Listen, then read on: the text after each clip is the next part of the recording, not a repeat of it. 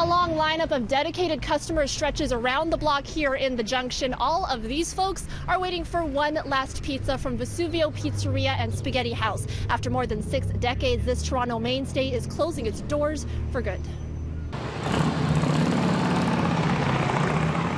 For the past few days, this has been the site outside of the restaurant near Keele and Dundas.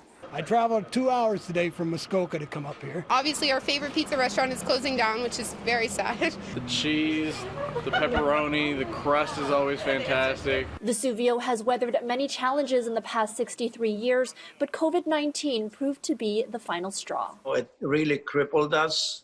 We must have lost 60%. But they had a memorable run. The business started in 1957 when Eddie Pugliese and his brother Dominic brought their knowledge of New York-style pizza up north.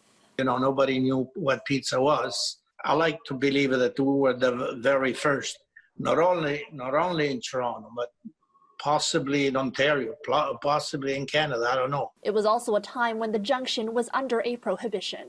When they ask you for a wine list, you tell them you haven't got any wines, you know.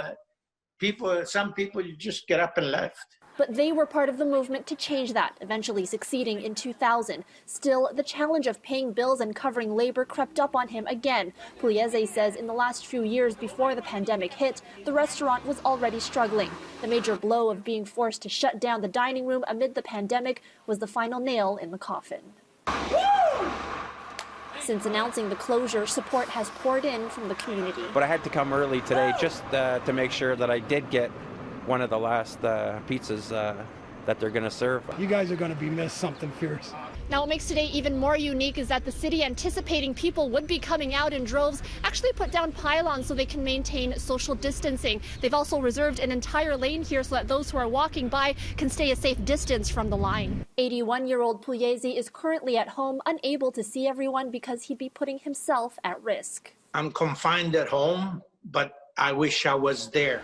They've been coming for years and years, and I miss them mostly.